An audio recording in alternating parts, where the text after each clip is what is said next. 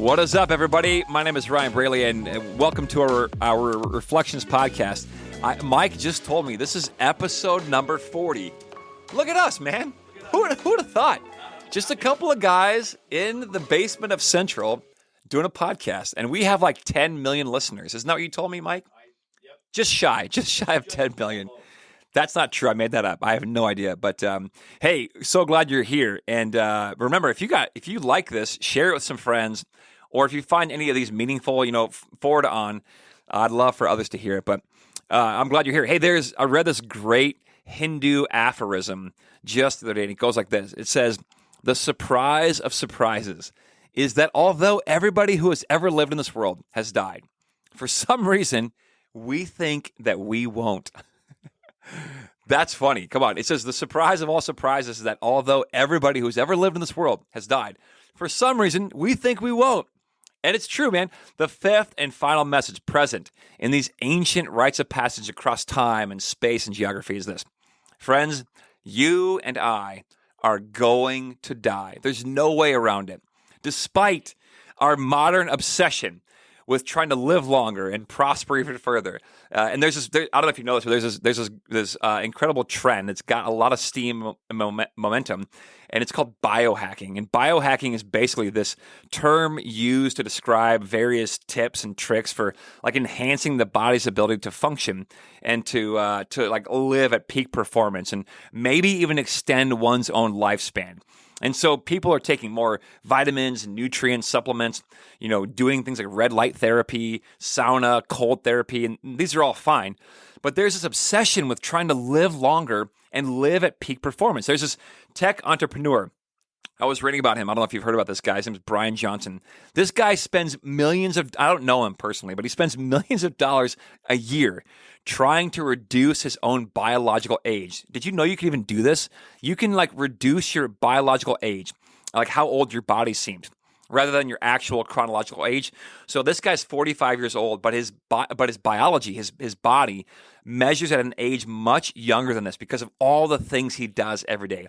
So he's got this team of 30 scientists, and his daily life is dictated by this regimen of diet and monitoring and numerous treatments of all kinds of stuff, like all over skin laser treatments he does.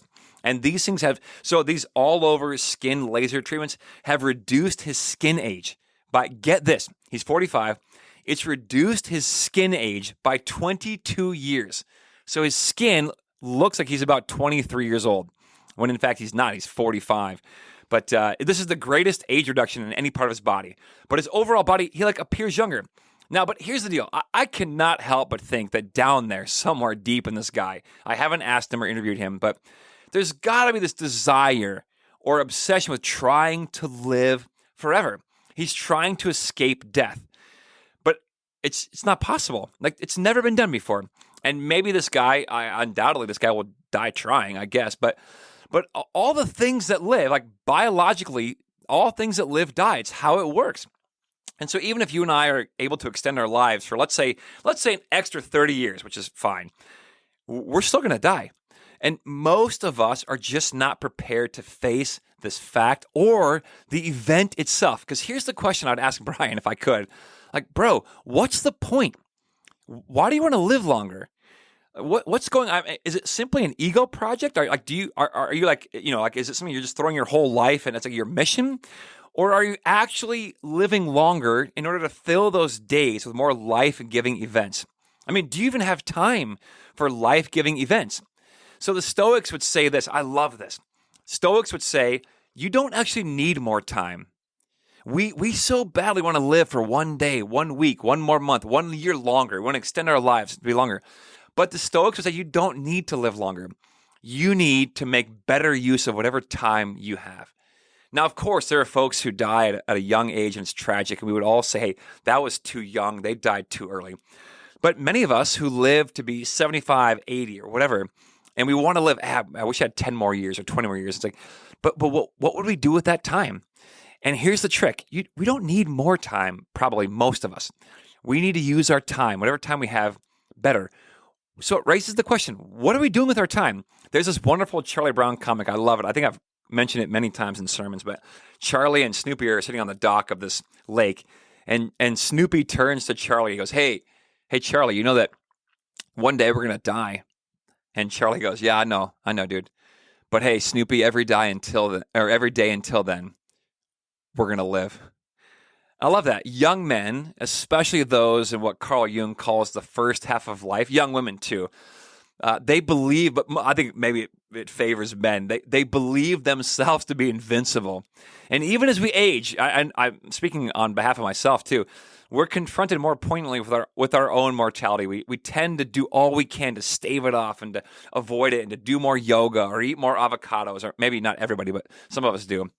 So when we're younger, we have this idea that we're going to live forever, that we can jump out of trees and wrestle an alligator and we're going to live forever. But as we get older, we really become confronted with like, hey, this train might not go on forever. So Ernest Becker wrote this wonderful book. If you're interested, you should check it out. It's called The Denial of Death. It won the Pulitzer Prize back in the 70s. And he writes that, being a human being means having and carrying this innate fear of dying. That all of us, including Brian, this tech entrepreneur who's trying to live forever, all of us really are motivated by a fear of death and dying. And how we manage that fear is what allows us or disallows us to flourish in the few years we do have on this planet. So Ernest Becker would say, hey, the only way to deal with this innate fear of dying is to, one, always keep in front of you this fact that you're going to die. God forbid anytime soon, but you're going to die. And in the meantime, give yourself over to something bigger than yourself. I would call this God. Like, give yourself to your community, to God, to your church, to your children, to your family. Like, build something that lasts long after you're gone.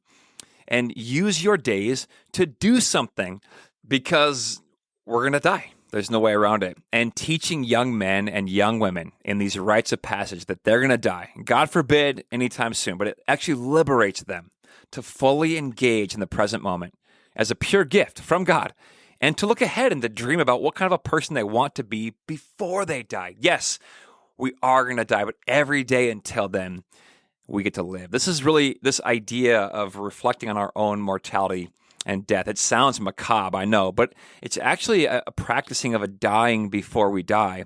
And only in reflecting on our own mortality can we fully let go and find that we are free to live.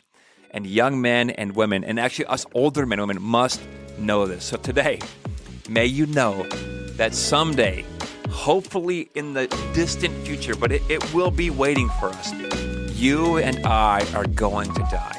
But every day until then, may we live. Hey, if you enjoy this show, I'd love to have you share it with some friends. And don't forget, you are always welcome to join us in person at Central in Elk River at 8:30, which is our liturgical gathering, or at 10 o'clock, our modern gathering.